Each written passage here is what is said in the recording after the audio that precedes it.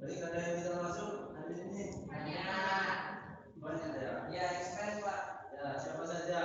Di grup Pak, di Oh, di grup tulis. ya. Oh, banyak ya? Satu pesannya, kalau jadi murid itu harus yang rajin masuk, teman-teman. Sebelum melangkah ke materi selanjutnya, saya akan mengingatkan materi sebelumnya. Ada yang tahu apa itu materi sebelumnya itu bahas apa? Akuntansi. Ya, apa itu akuntansi? Akuntansi merupakan sistem pencatatan keuangan. Oke, bagus sekali. Baik, langsung saja ke materi ya, teman-teman. Nah. Sekarang kita membahas tentang pertumbuhan ekonomi. Ada yang tahu apa itu pertumbuhan ekonomi? Mungkin tumbuh itu apa? Berkembang. Ada lagi maju, naik. Kalau pertumbuhan ekonomi itu apa? Ya, apa? Peningkatan dalam kemampuan suatu perekonomian dalam memproduksi barang dan jasa. Oke, betul sekali. Ya, jadi pertumbuhan ekonomi merupakan peningkatan nilai serta jumlah produksi barang dan jasa yang dihitung suatu negara dalam suatu kurun waktu tertentu berdasarkan kepada beberapa indikator, misalnya pendapatan nasional, pendapatan per kapita, jumlah tenaga kerja yang lebih besar, dan jumlah pengangguran serta berkurangnya tingkat kemiskinan. Teori pertumbuhan ekonomi. Yang pertama yaitu teori klasik. Teori klasik telah berkembang mulai dari abad ke-18 yang dicetuskan oleh Adam Smith yang menyatakan bahwa perekonomian penduduk dalam suatu negara akan meraih titik tertingginya saat menggunakan sistem liberal yang terdiri dari dua unsur utama, yaitu pertumbuhan penduduk dan outputnya. Dan yang kedua yaitu teori neoklasik. Teori ini dikenal juga sebagai model pertumbuhan ekonomi struktural, sebab mulanya diperkenalkan Adam Smith, kemudian dikemukakan oleh Robert Shaw dan Lewis Swan. Teori ini menyatakan terdapat tiga faktor utama yang mempengaruhi pertumbuhan ekonomi, di antaranya modal, tenaga kerja, dan perkembangan teknologi. Selanjutnya yaitu faktor-faktor yang mempengaruhi pertumbuhan ekonomi. Yang pertama ada SDA atau sumber daya alam. Sumber daya alam ini mencakup kesuburan tanah, letak, dan susunannya. Kekayaan alam, mineral, iklim, sumber air, hingga sumber kelautan. Bagi pertumbuhan ekonomi, ketersediaan sumber daya alam yang melimpah sangat baik dalam menunjang pembangunan. Sumber daya alam ini dibagi lagi menjadi tiga jenis, diantaranya yaitu sumber daya alam hayati, yaitu sumber daya alam yang berasal dari makhluk hidup baik itu hewan maupun tumbuhan. Contohnya sumber daya alam hayati yaitu ayam, sapi, sayur, padi, jagung, kapas, dan lain-lain. Kemudian yang kedua yaitu sumber daya alam non hayati atau sumber daya alam yang bukan berasal dari makhluk hidup. Contohnya yaitu air, sinar matahari, udara, tanah, dan lain-lain. Dan yang ketiga yaitu sumber daya alam yang dapat dipulihkan. Contohnya yaitu pepohonan, ikan, sumber daya alam, dan lain-lain.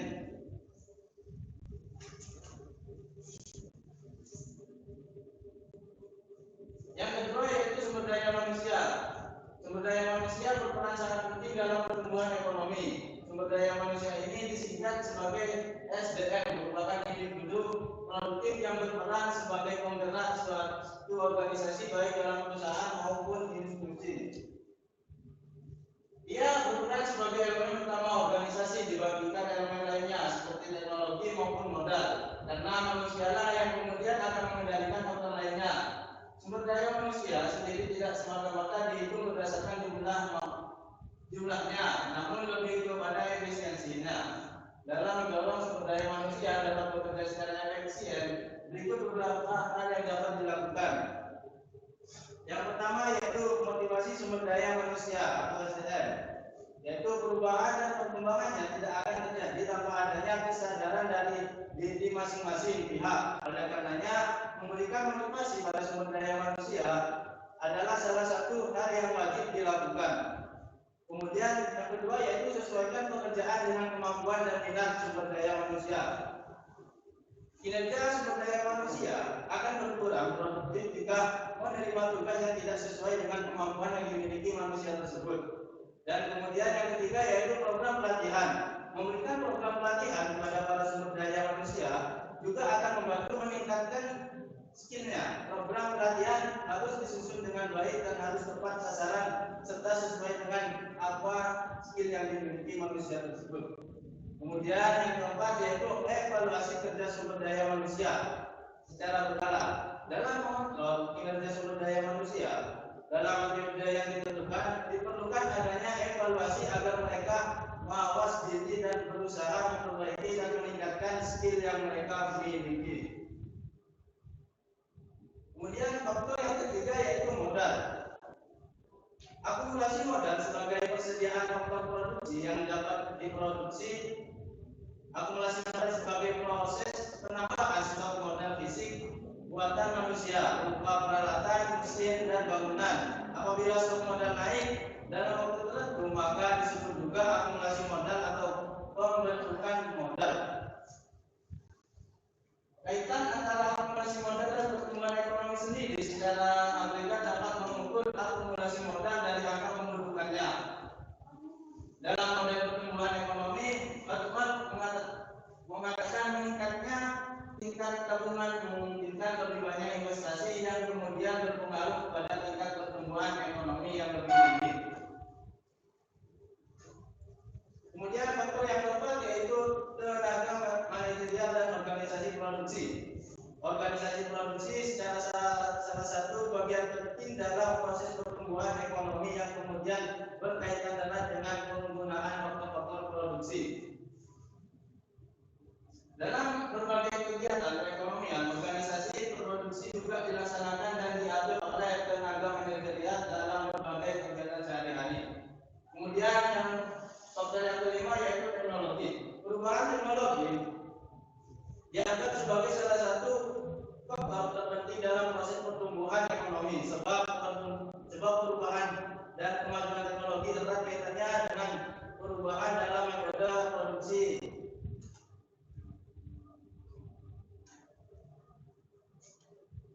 Hal inilah yang kemudian mengakibatkan terjadinya pergerakan ekonomi. Jika semula pertukaran barang dilakukan secara fisik, kini pertukaran ini juga terjadi melalui media teknologi karena kemajuan teknologi yang sangat besar. Baik, selanjutnya yaitu cara menghitung pertumbuhan ekonomi dengan indikator PDB. Pertumbuhan ekonomi dapat dihitung menggunakan formulasi sebagai berikut. R sama dengan PDBT dikurangi PDBT min 1 PDBT min 1 kali 100%. Jadi keterangannya yaitu R tingkat pertumbuhan ekonomi dalam suatu persentase, kemudian PDBT itu produk domestik bruto pada tahun yang akan dihitung, kemudian PDBT min 1 yaitu produk domestik bruto pada tahun sebelumnya.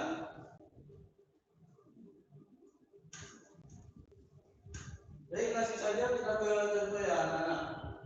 Bisa dilihat contohnya pada tahun 2013 PDB-nya itu senilai 8.262.000. Kemudian 2014 8.692.500 dan 2005 yaitu 9.173.300 dan seterusnya.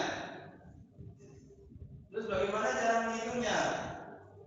Ini dia. Nah, soalnya berapa tingkat pertumbuhan ekonomi dari tahun 2013 sampai 2017. Dan 2013 sudah ada di bawahnya. Tadi kan rumusnya ada. Jadi kita langsung menghitung ke 2014 saja. Tadi 2013 berapa? 8.262 ya. Jadi ini teman-teman. Ini kan ini 8.692.500 ribu. Ini tahun yang 2014. Kemudian dikurangi tahun sebelumnya, dikurangi 2013, yaitu yang ini 8.262.000. Nah kemudian hasilnya itu dibagi lagi teman-teman. Ini dikurangi ini dibagi 8.262.000. Kemudian setelah ditemukan hasilnya dikali 100%. Jadi 52%. 52%. Coba dihitung teman-teman, benar apa enggak ini? Kan 8 juta ya?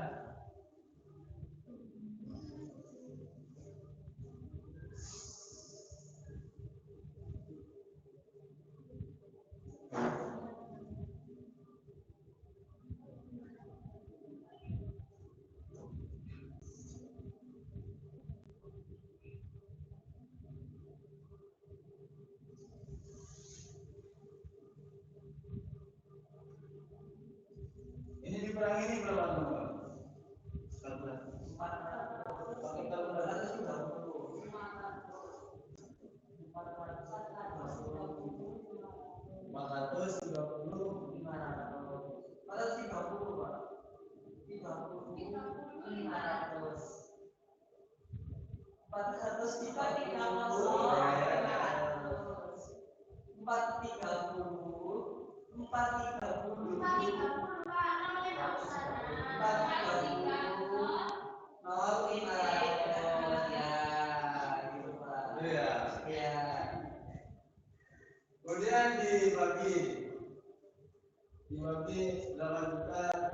8.262.000. Jadi nih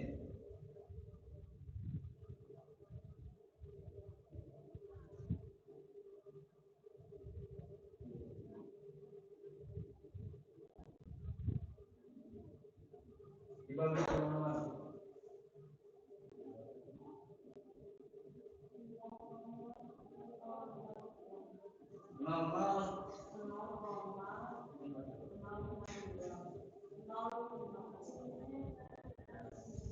Ya, teman-teman.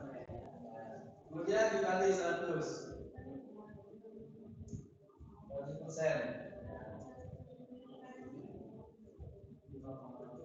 Jadi hasilnya 5,2%. Jadi benar ya? Apa ada yang ditanyakan? Sudah paham ya? Baik, langsung saja kalau sudah paham kita lanjut ke soal. Silakan ditulis dulu anak soalnya.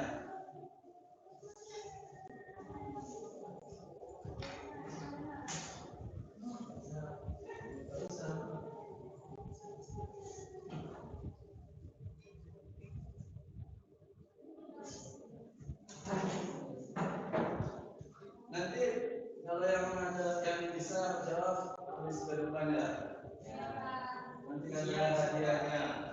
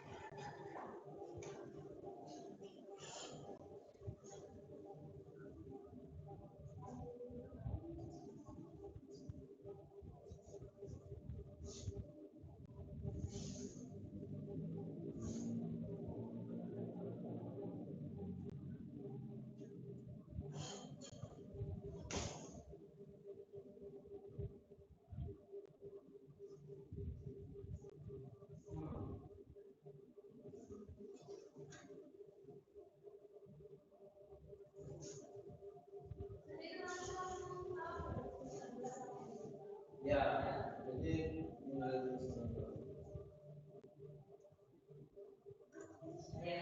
ya, silakan ya. Ya.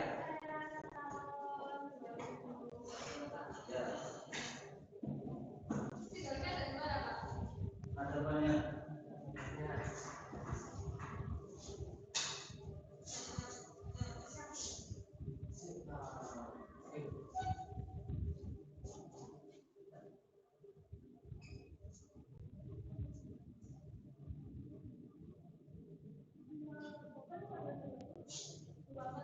Dua 49.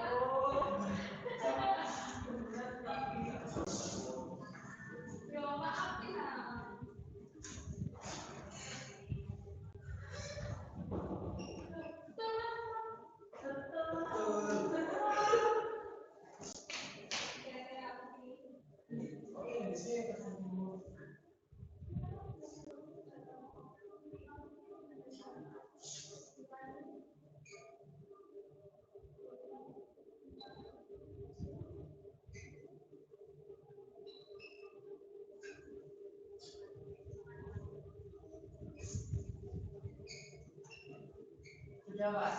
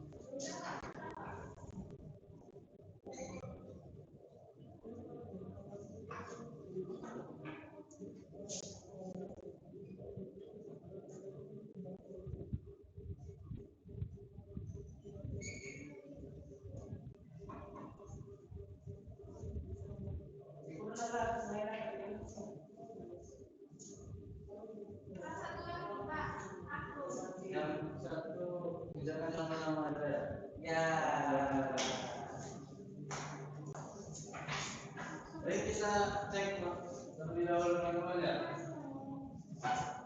Tahun 2019.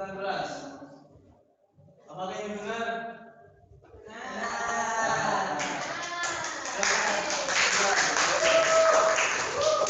Ambil Ya, yang kedua.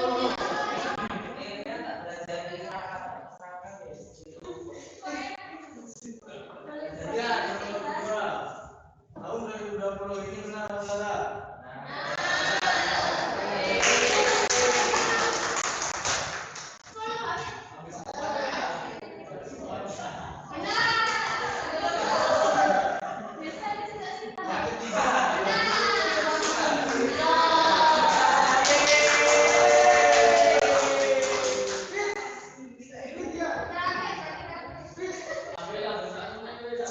Yang ketiga.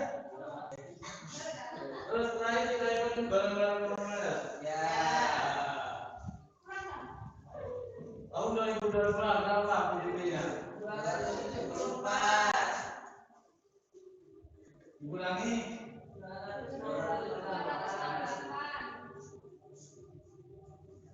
Berapa rasanya? 6 ya, 6 ya? 6. Dibagi 268. berapa?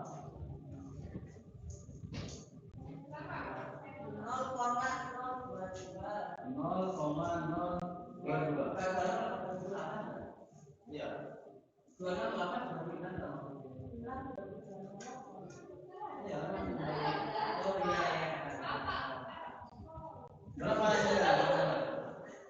22. 22 ya? Ya. Dibagi 100. Ya. Berapa hasilnya? 0,2.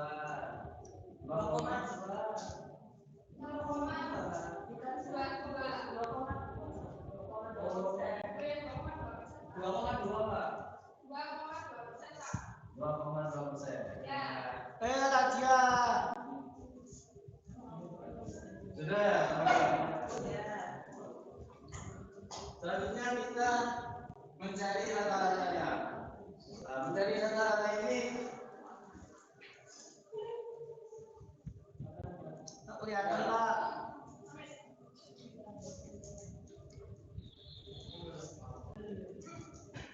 Kalau kita sama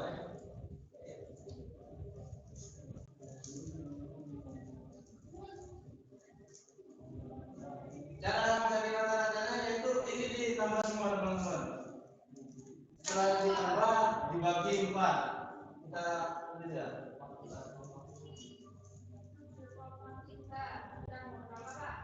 0,8. Tambah 7,6. Tambah 2,2. Ya. Dibagi 4. 4,5.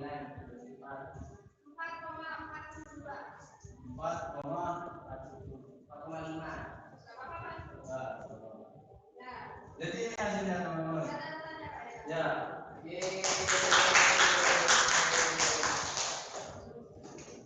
Jadi apakah ada yang ditanyakan? Ya,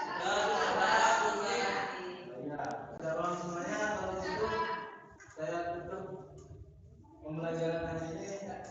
Terima kasih atas waktunya. Sebelum itu kita stretching terlebih dahulu. Kalau saya bilang 1, tepuk 2 kali. Kalau 1 kali. 1. Jadi kalau 1 kali. Baik ya. 1.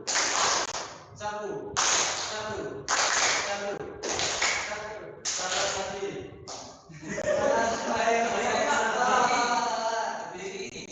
Silakan hasil yang salah.